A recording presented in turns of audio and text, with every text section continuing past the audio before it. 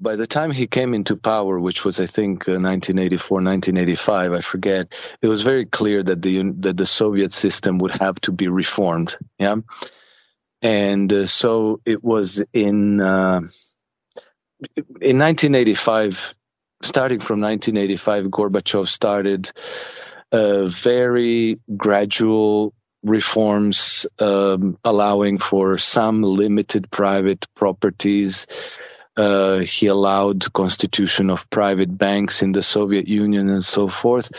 But things were moving very, very slowly, and the crisis was getting worse. You know, I think that 1985, 1986, there was a little bit of increase in GDP growth, but then it went right back into recession. And so by 1990, there were already strong political pressures within the Communist Party, because there were more radical reformists led by Boris Yeltsin who were gaining a lot of political traction, backed by the West. And Yeltsin was pressuring for a 500-day plan of radical reforms. And so he pressured Gorbachev to commission this 500-day plan from an economist called Grigory Yavlinsky. So the Yavlinsky formulated this 500-day plan, which, once it was unveiled, it was calling for radical cuts in government expenditure, wholesale privatization of state enterprises, and the complete abolishment of price controls. Right. So this was going to be extremely radical for a system that for 70 years functioned as a state planned economy.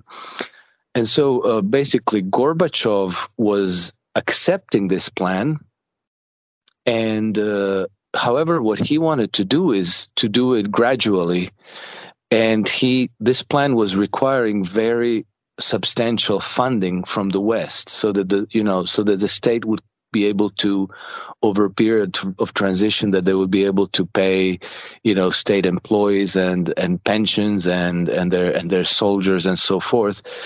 But the West was not coming through with any kind of funding. They wanted it to be radical, drastic, and no funding was offered whatsoever.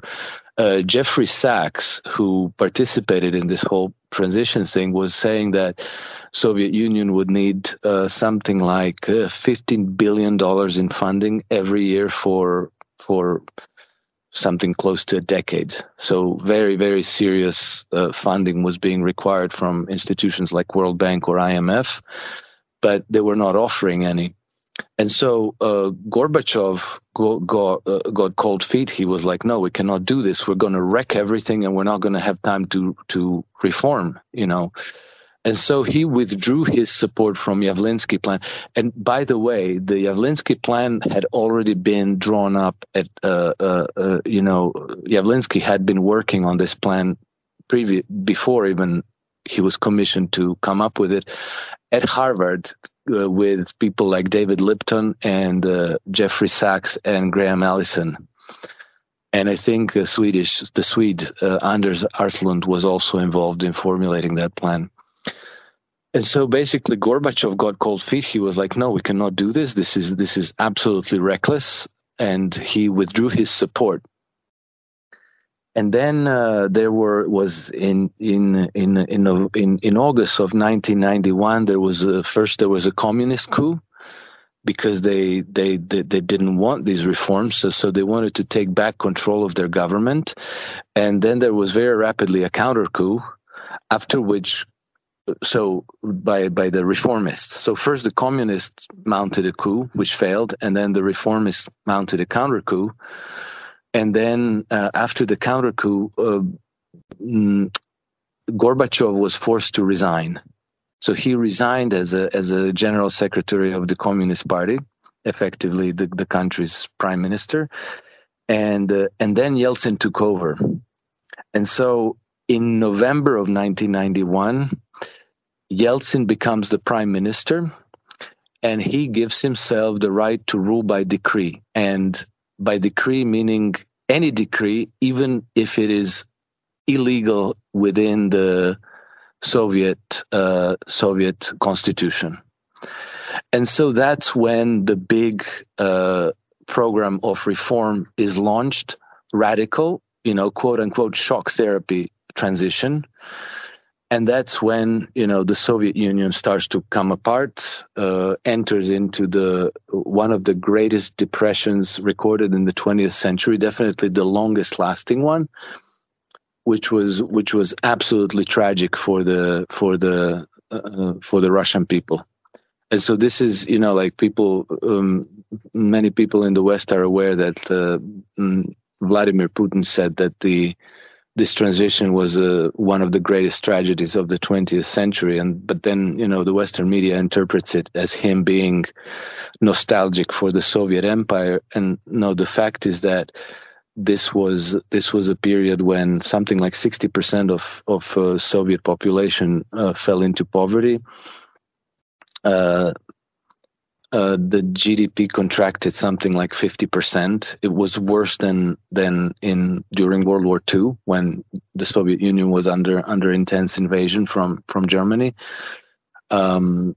Something like between 5 and 6 million Russian people died in excess of the normal demographic trends. So they had 5 to 6 million of in excess deaths. So that sounds to me as if people are having trouble even feeding themselves, Alex. Yes. There was widespread famine. There were outbreaks of preventable disease because the whole healthcare system imploded as well. And so it was a general social collapse. The economy collapsed. The society collapsed. It was horrible. I think that suicide became one of the leading causes of death for grown-up males. Organized crime, petty crime exploded. It was just a very, very dark period for Russia. And so that's kind of Mikhail Gorbachev's legacy. However, I do think that Mikhail Gorbachev was an earnest man. He was just very badly misled by his Western counterparts, And I think that to an extent that's understandable, because the Soviet Union was in a very deep crisis to begin with. And at the very same time, the West was in its heyday, the West seemed very successful, very prosperous and wealthy. And so, from the point of view of a Soviet leader, it probably made sense to take advice from your Western counterparts. And particularly if you were dropping the whole communist ideology, which it seemed that the divide between East and West was ideological. That the West embraced capitalism, that the East embraced communism, and therefore, if Russia became capitalist, also, then that in that case we all now become friends. And so I think that Gorbachev expected that his Western counterparts would now be earnestly helping Russia to come out of the economic crisis, to reform its institutions and its economy, and to become a modern free market state. Yeah, meaning rather than entirely preying on the carcass of this organization coming in, selling off to the highest bidder the entire, basically, national infrastructure and manufacturing base. Yes, exactly. Except it wasn't even to the highest bidder. They manipulated the whole process so that there were no bidders.